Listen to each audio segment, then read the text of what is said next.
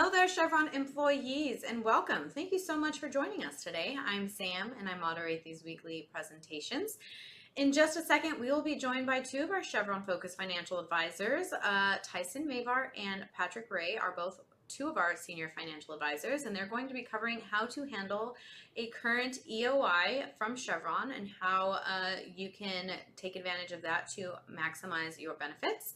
Before they come on, though, just a couple housekeeping items for you to be aware of. First and foremost, we are not affiliated nor endorsed whatsoever by Chevron.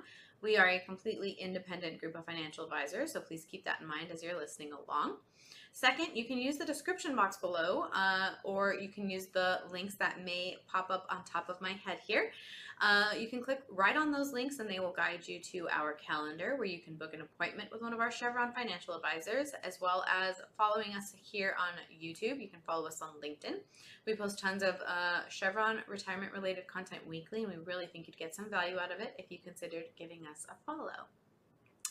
And with all of that out of the way, now we're going to get started with Patrick Ray and Tyson Mavar. Hello, everyone, and welcome to today's presentation. My name is Patrick Ray, and I am one of the senior advisors here with the Retirement Group and the Wealth Enhancement Group, and we appreciate your attention this afternoon. Today, we're going to be talking about many of the common questions that we get when we see people who are actively working at Chevron who either A, choose to leave the payroll on their own, or B, sometimes get asked to leave the payroll a little prematurely from their original retirement plans. And so we're going to cover a lot of information that's great to know if you're in either one of those positions. But a little bit about the Retirement Group and the Wealth Enhancement Group. We are with one of the largest RIA firms in the country. And one of our responsibilities is to help people who are in a position of working for a Fortune 100 company and help them transition into a successful retirement. And we have many tools and capabilities to be able to help folks who are in this position. And one of those things is these webinars that we do on a very regular basis. We have offices all across the country and specifically in Texas and California. And this is a good time to let people who are with Chevron know that we're doing many workshops that are related specifically to the company. And at the end of the presentation today, we're going to give you access to a QR code where you can check out some of those presentations in case those are close to your location in the event that you would like to attend one of those on an in-person basis. And so hopefully what we can do is cover some of the main and important topics that you would need to know about or want to consider when you're in a position like this. And what I'll do now is bring on my partner and one of the senior advisors here with the Retirement Group and the Wealth Enhancement Group. His name is Tyson Mavar. Tyson's going to give us our presentation today. Tyson? Thank you, Patrick. And thank you, folks, for attending our webinar series today. My name is Tyson Mavar. I'm one of the Chevron-focused retirement advisors for the Retirement Group and Wealth Enhancement Group. We've been getting a number of calls from clients and prospective clients in the last really 2 months in preparation for an expression of interest offer to leave the payroll. So we're expecting Chevron's global workforce to decline by 15 to 20%. At least that's what they had announced. And offers just went out last week. So we're going to talk today, as well as, like Patrick mentioned, a number of events in the upcoming future about some of the common mistakes that we've seen people make when retiring or just leaving Chevron, and some of the important tax implications related to the LTIPs, the pension interest rate issues, some of the timing issues, and some of the big issues that we work with our clients and prospective clients to avoid creating problems in their retirement plan and essentially maximize what they walk away from the company with and minimize taxes. So today we're going to talk about first the long-term incentive program, or LTIPs for short. There's several of these. We're going to talk about how they work, the vesting schedule, as well as the tax implications, because for a lot of our highly compensated Chevron clients, this can create some tax headaches. But by understanding the rules related to these LTIPs, we can oftentimes reduce the total taxable income related to the vesting as well as the exercising of these different LTIPs. So something that they have in common, normally you're going to forfeit your LTIPs that aren't vested by the 10th of February after the year after your grant date. So you'll lose these options in almost every scenario, whether they're restricted stock units, performance shares, or stock options. Now, for those that were granted prior to the year before your retirement date, with the exception of somebody who's retiring after or leaving the payroll after February 10th, which presumably would be the case in this accelerated EOI and the regular EOI later in the year. Your vesting is a function of your years of service or total points, which is age plus years of service, as well as your age. And somebody who leaves payroll either beyond their 65th birthday or with 90 points of age of service is going to be 100% vested in all of their LTIPs. Pretty big deal for a lot of people. So that might be a consideration on whether or not to take an offer. If you're giving up a significant number of your LTIPs, maybe worth sticking around a little bit longer on payroll.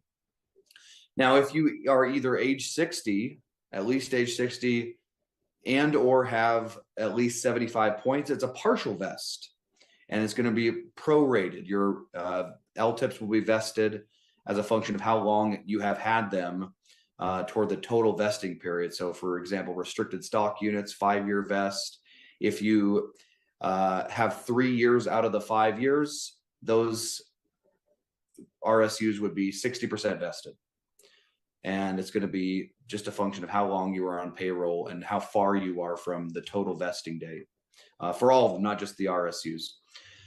So pretty big milestones there, can be really helpful and pretty valuable for meeting the points and or the age criteria for having more shares vested upon your retirement or transition out of Chevron. Now, of course, the LTIPs are administered by Morgan Stanley. Termination due to an offer like this, typically, at least in the past, has not been a reason for an accelerated vesting schedule. Now, that could change, but that's typically not the case. You're going to either lose the options or get a partial or full vest, depending on your age and points with the company. Now, the restricted stock units I mentioned earlier, those are a 5-year vest. They are taxed at ordinary income rates plus FICA taxes upon vesting. So not when granted do you pay any taxes. It's just when those RSUs vest 5 years after the grant date. And they used to be paid out as cash, but now they're paid out as shares of Chevron stock. So a consideration for selling these, depending on your tax bracket status, whether or not you want the income, the taxable income that year, as well as the concentration risk. If you have quite a bit of Chevron stock already, that might be a consideration for potentially selling those shares of stock at some point in the future, but being mindful of long-term and short-term capital gains tax rates, as well as your tax bracket the year that you're considering making that sale after those restricted stock units went out of restriction or became vested. Performance share units are only a 3-year vesting period, and the value is calculated by taking the number of performance shares, multiplying that by the 20-day Chevron stock price average, and multiplying that by the performance share multiplier, or PSM, which is going to be a function of Chevron's performance, profitability, and efficiency relative to its peers, competitors in the industry. And those also are going to be taxed at ordinary income tax rates plus FICA taxes when they vest, similar to the restricted stock units. And they're also now paid out as shares of Chevron stock, unlike how they used to be paid out as cash. Stock options. Stock options are a bit more complicated than the other two LTIPs and have more flexibility in your decision-making process, and which is why we spend a lot of time with these, because although it is a 3-year total vest, these shares are vested 33% per year for 3 years after they are granted. And most of these shares, when we're talking about stock options, are going to be the non-qualified stock options. This is by far the most stock options that employees that we run into and clients of ours have. There's going to be 4 exercise methods, which are going to be the same-day sale, sell to cover, cash exercise, and a stock swap. And each of these have their merits and might be used depending on your total concentration of Chevron stock, your current tax bracket, whether or not you have the cash to cover. A whole host of different variables might have you choosing one exercise method versus another. Now, these are also taxed at exercise at ordinary income tax rates plus FICA taxes for the value of the stock option that's exercised. So if presumably you would be making a profit, the grant price would be lower than the exercise price or the current stock price whenever you exercise the option. If there is positive value, that's going to be taxed at ordinary income plus FICA. And if you hold on to the shares, if you don't do a cashless exercise, for example, if you hold on to the shares for a period of time, you might qualify for lower taxes, long-term capital gains tax rates. And that could be a reason for holding on to these shares for an extended period of time beyond the exercise. Now, it's also important to mention that you have 10 years to exercise these options. And if you don't exercise them by the end of the 10th year, you're going to lose the value of these options. It may also make sense to exercise these options prior to the 10-year milestone. It's going to come down to taxes. You might be nice to defer the taxes a little bit longer after these shares are fully vested in 3 years. You might find a good target price, and to maximize the value that you're able to unlock out of these stock options, you might just want to lock it in versus holding on to those stock options for the entire 10-year period. But you have to also recognize that there's a component of leverage with any stock option. For example, if we were granted stock options for Chevron with a grant price of $100 per share, and let's say those shares appreciated to $150 per share, those stock options would be worth $50, the difference between the grant price and the strike price. Now, if Chevron stock went up 10%, let's just say in the next couple of weeks, which would be $165 per share from $150 per share. Now, your stock option has gone from $50 in value to $65 in value, which is an increase of 30%.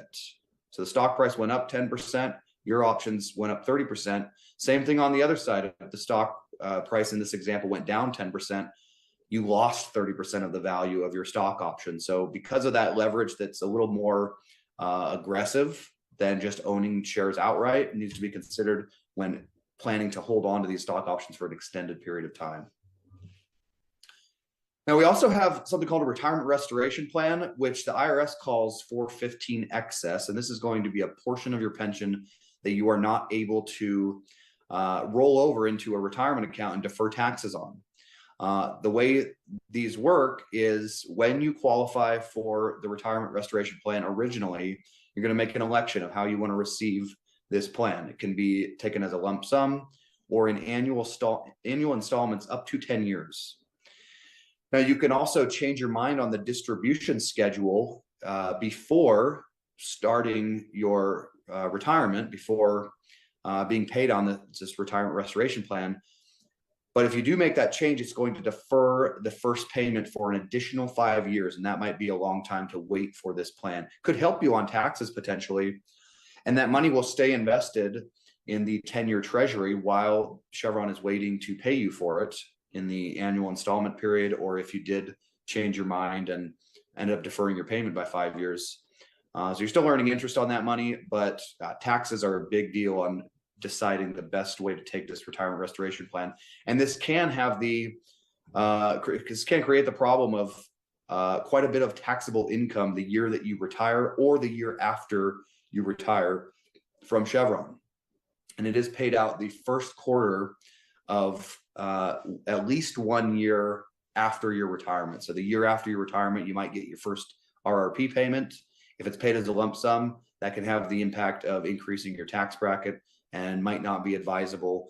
But we may also have some tax strategies that we want to bring to your attention that can reduce your taxable income either year 1 of retirement, year 2 of retirement, or throughout the first several years of your retirement if you're in a situation where you have vesting LTIPs as well as this 415 excess or the RRP coming from your Chevron pension. Now, the Chevron benefit formula for employees that were hired prior to 2008. So this is the defined benefit formula. And there's actually several of them if you came from Gulf or Caltex or Texaco, Unical. But the Chevron retirement plan, the basic formula is going to be 1.6% of your highest average earnings times your years of service with the company, and the subtracting off the Social Security offset component. And what's interesting about the Social Security offset is that Chevron doesn't always calculate it correctly. And so we oftentimes help our clients with understanding whether or not Chevron is calculating this correctly so as to make a recommendation whether or not you should send in your statement to Chevron and potentially increase your pension benefit, whether it's a lump sum or one of the various annuity options. This has the potential benefit of increasing your pension payout. For example, one of my clients was able to increase his lump sum by close to $24,000 because I told him to send in his Social Security statement because we identified an error in Chevron's projection. So the Social Security offset component of your pension formula, it's going to be 1.3% of your projected age 65 primary Social Security benefit amount, or PIA, primary insurance amount, as they will call it on your pension modeling statement. And they're going to multiply that by your total years of service with a maximum offset of 45%. And if you do the math, that comes out to 33 and a third years of service. If you have more than 33 and a third years of service with Chevron, you're going to hit the maximum offset, which is 45% of your age 65 Social Security benefit. So for example, if you had more than 33 and a third years of service, and your projected age 65 benefit was, let's say it was $2,000 per month, well, then you would hit the maximum offset, which would be, in this case, be $900 per month being reduced from your annuity benefit from Chevron. And that might translate into several $100,000 in some cases reduced on the lump sum. Now, it only reduces service beyond age 65. So for example, if you retire prior to age 65, they're not going to be offsetting your pension for the years up until age 65, but it could still have a pretty large offset and you could still potentially benefit quite a bit from turning in your statement. So let's talk about the issues there. And here's an example, additional example, somebody who's $3,000 a month with only 30 years of service, they didn't quite hit the maximum offset. But in this case, it was going to reduce their monthly annuity by $1,215 per month, which again is going to be close to a couple $100,000 on your lump sum for somebody with 30 years of service. Now, when do we turn in our statement? This is something we're happy to help you with, whether or not you're a client of ours. We hope we get an opportunity to talk to you and why we think we might be a good fit for your business.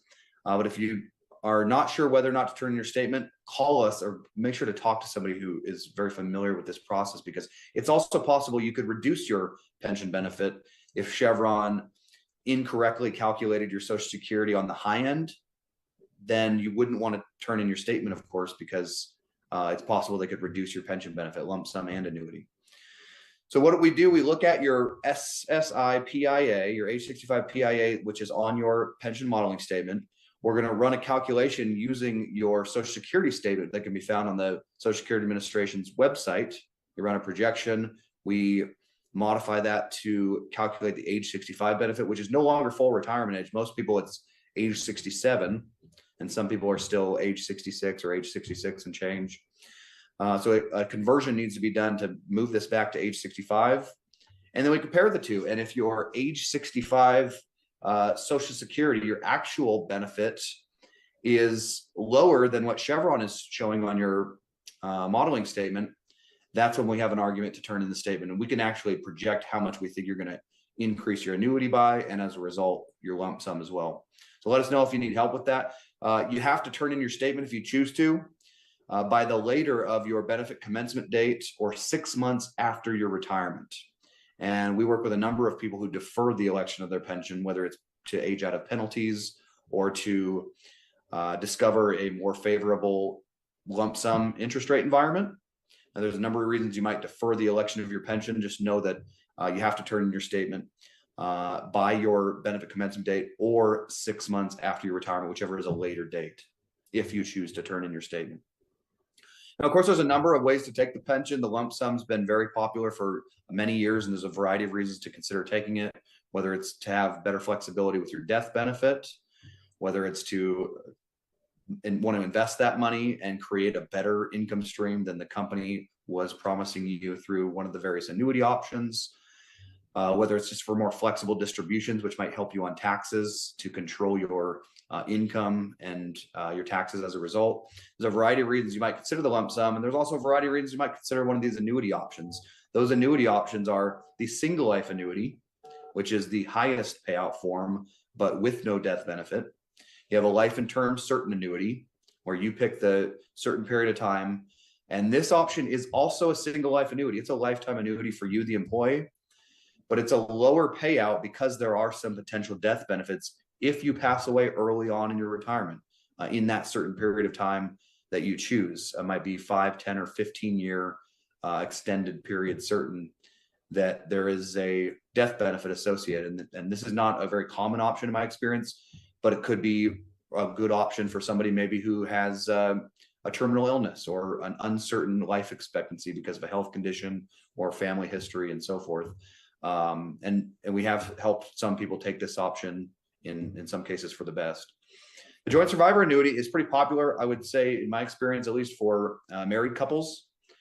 It is going to be also a lower payout than the single life annuity because it is good for 2 lifetimes, you and presumably your spouse, but doesn't necessarily have to be a spouse. And the reduction in payout is a function of how young your spouse is, or how the age discrepancy between you and your spouse or your joint annuitant. The younger they are, the longer their life expectancy, the bigger the reduction is going to be to add them onto your lifetime pension payment. And they also have this uniform income where you can get more money in the early years of retirement. The idea being that you need more money before qualifying for Social Security. So, for example, you might want more income until age 62.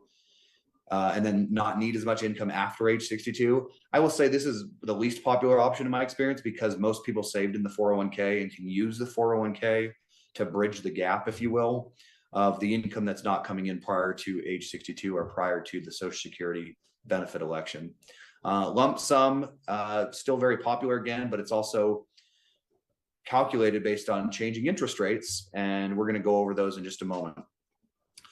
Now, I really like this slide. I'll zoom in because it goes over the payout factor depending on not only your total points, age plus service at termination, not at commencement of benefit, but at termination when you leave the company. And then on the x-axis, or excuse me, the y-axis, we have the age at annuity start date. So, for example, if you left the company with at least 55 points of age and service, you'd be on the far right column. But then you could defer the election of your pension. So you might leave at age 55, but wait until age 60 to start your pension, which means you can walk away with 100% of your payout. That same person who left at 55 but took their pension right away is going to have 5 years of age penalties at 5% per year, or a 25% total discount to their pension because of these age penalties. So whether or not to actually take your pension right away is going to be a function in part of your age, in part of interest rates, because we may be in a declining interest rate environment where your pension is, at least on the lump sum side, increasing. That could be an argument to wait on the commencement of your pension. And so this is something we'll help you with if we're working together, and it becomes a monthly decision because that's how often Chevron is changing the interest rates. And I'll zoom on this slide too, because I think it's good to pay close attention to these. Whether or not you're retiring or leaving Chevron this year, it's important to keep up with these rates because they can create some good catalysts for retirement. Rates have increased in the last several years. There were some really low interest rates in 2020, 2021, the last offer many of you might remember, last EOI, very favorable lump sum interest rates. Interest rates have come up, and they did tick up just this last month in January of 2024. You can see the second segment rate, which is the interest rate we pay the most attention to, as it carries by far the most weight in the lump sum calculation. That interest rate is up it looks like 27 basis points, 0.27% since December, which is a pretty big jump from month to month. Now, the reason we have 3 months highlighted here is because Chevron actually uses the 3rd, 4th, and 5th month prior to your benefit commencement month to calculate your lump sum. So for example, right now we know what the April blended rates are, which is an average of these 3 rates for November, December, and January. And anybody who was to leave the company before April could have the opportunity to commence their benefit April 1st, or they could defer their lump sum commencement into a future month, as long as they weren't yet age 65 and had the opportunity or option to defer their pension lump sum, because age 65 is the normal retirement age. Now, in plain English, what these rates mean, every 1% increase to these rates results in roughly a 10% drop in your lump sum. And because they're using blended rates that are the average of 3 different months, every month, 1 month's going to drop out and 1 month's going to come in. And so we could see anywhere from, like what we saw when interest rates were increasing a couple years ago, we could see people losing hundreds of thousands of dollars in a given year because interest rates were climbing. This could be also a reason to consider deferring the election of your pension to wait for a more favorable interest rate environment. But you're still exposed to the risk of interest rates going up on you if you wait to take your lump sum. Fortunately, because of that 3-month look back, we have a bit of a crystal ball, so we can see what direction interest rates are going and can make good timing decisions on when to take our pension as a result of this quote unquote crystal ball, or this ability to look into the future of what interest rates are doing and electing our lump sum accordingly. Now, we do have some upcoming events that we're going to be going over into greater detail on the tax strategies that we employ with Chevron and clients of ours, the net unrealized appreciation strategy, Roth conversions, some different estate planning techniques, and also go into more detail on the different pension options and issues with making the election if you do take a severance package or express interest in this offer, or if you don't voluntarily do it but your job goes away later in the year. We want to help as many people as possible prepare for that instance. So Wednesday, March 19th, we're doing an 11:30 lunch at Strato 550 next to the Chevron buildings in downtown Houston. That same night, we're doing a dinner at Fleming's in West Houston for those that can't make the lunch and hopefully don't live too far away from West Houston.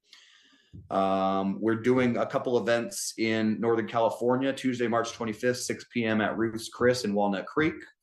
And that following day, Wednesday, March 26th, a noon lunch at LB Steak Bishop Ranch in San Ramon. Let us know if you or somebody you know lives near one of these locations and you think has interest in coming to these.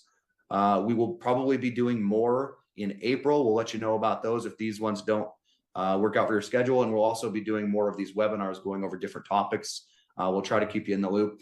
And here's our Chevron team in Houston. I'm one of the Chevron Focused Advisor. We have 5 offices in Houston, I believe 6 offices in the San Francisco Bay Area.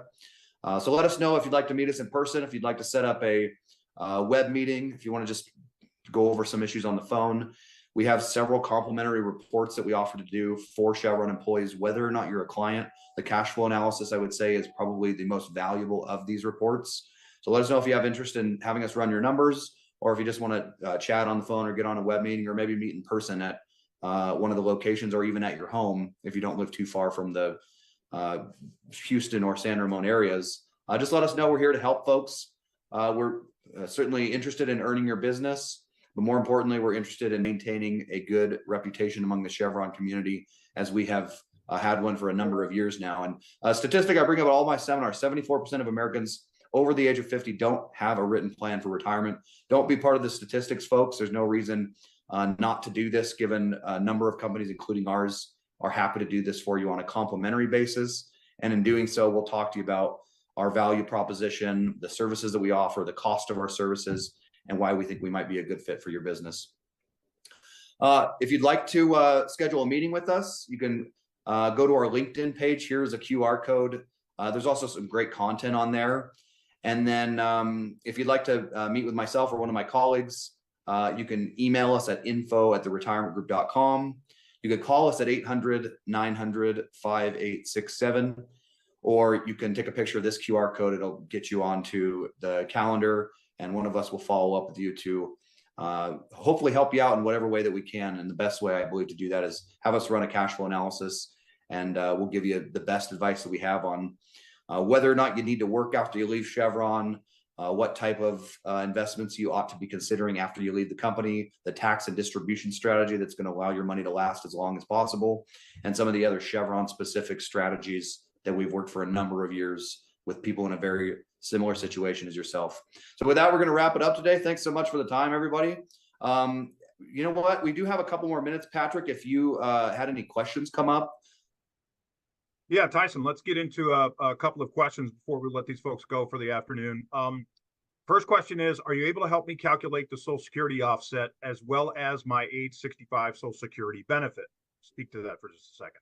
100%. Yes. We could do it pretty easily. We do it all the time because we have a number of clients that retire from Chevron.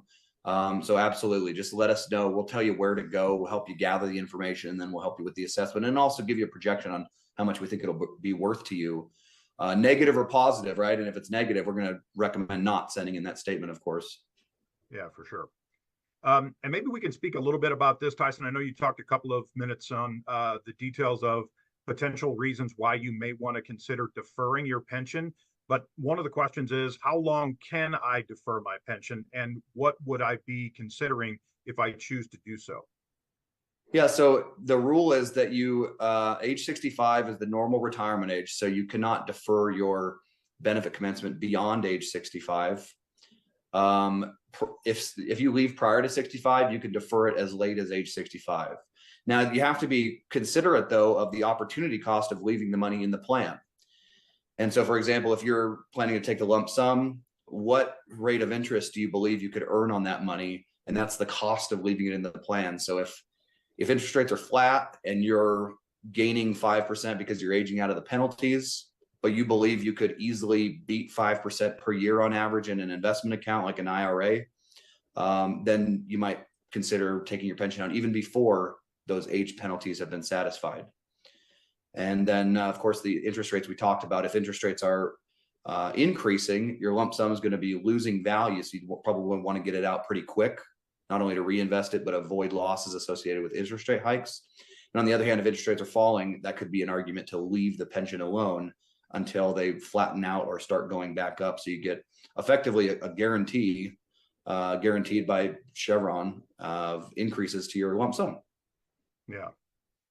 Okay, a lot of stuff we covered, right? It's amazing how detailed all the different issues that our Chevron people have to deal with as compared to some of the other companies that we help people retire from. So with that, we're going to let you go for the afternoon. Thank you very much for joining us. I hope you found some value in what we had to talk to you about today. And if you hadn't already, take a look at the landing spots, because the QR code that we presented shows you where and when you can sign up for some of these live workshops in the event that they're happening in your area and you wish to attend in person. So with that, we'll let you go for the afternoon. Thank you very much for your time. And until next time, we'll see you.